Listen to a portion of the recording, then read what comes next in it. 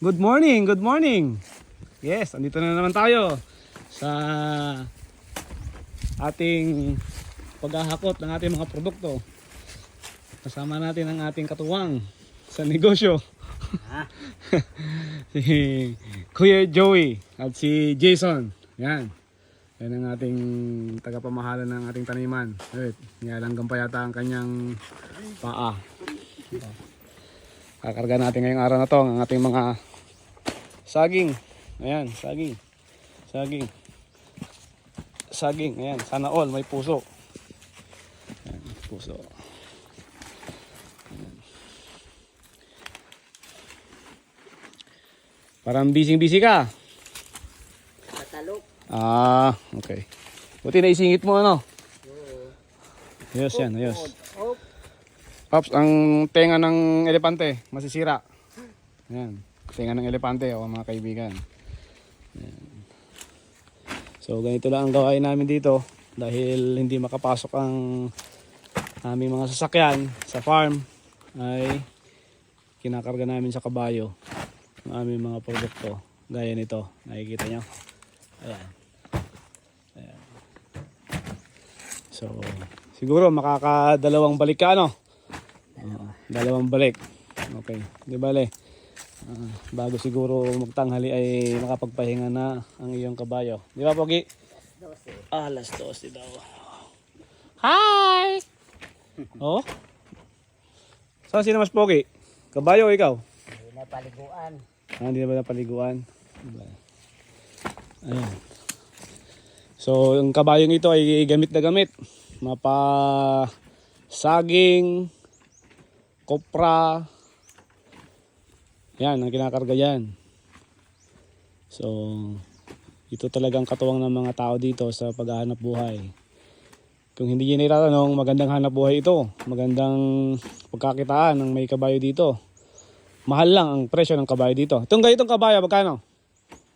Ay, bagay sa iba bibilhin. Baka mga 30. 30. 30 na. 30,000 ang ganitong kabayo.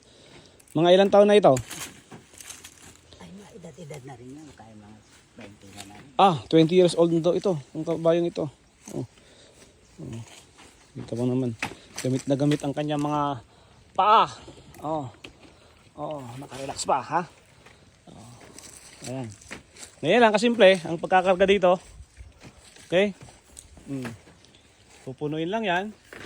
Dapat balanse siya para hindi mabuay o di kaya hindi pupunta sa isang side yung bigat, ma-outbalance ang kabayo. Tingnan niyo ang tayo ng kabayo. Oh. Pantay. Okay? So sa mga ganitong gawain dapat may kasanayan, experience na ang gumagawa nito. Oh.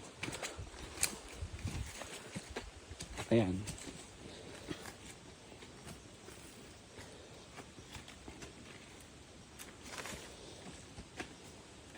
So medyo kaunti ang harvest namin ngayon kasi nag-uulan masyado mga nakaraang mga linggo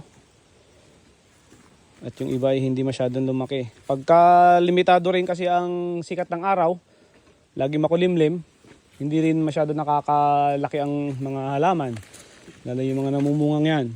Oh. Ayan lang siya mga kaibigan. Oh. Okay.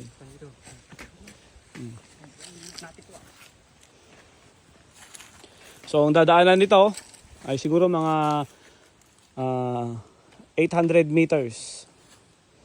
Yan. Tapos meron siyang tatawiring sapa. Tapos ang kalsada kasi namin dito ay putol. So may patag, merong hindi. Tapos tatawid pa ng sapa. Doon sa banda doon sa dulo ay maputik na. Ayan. So tatalian lang siya para hindi malaglag ang ating karga at baka mapulot ng iba. Mahirap na. Pinaghirapan niyang itanim, pinaghirapan niyang alagaan at pinaghirapang i-harvest syempre. O yun, punta na siya. At meron siyang helper dito, si Kuya Jason. So Kuya Jason, magkita kayo mamaya, tulungan mo si Kuya ha. Ayan. Sige. Okay, ganyan lang siya. Susundan lang siya nung hinete. Tapos yun.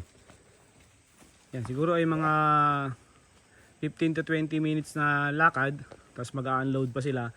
So hintayin natin sila mga may siguro kalahating oras tayo maghihintay dito bago makabalik. Oh, siya, sige. Mamaya kukuhanan naman natin yung pag-unload doon. Sige. Bye! Thank you for watching.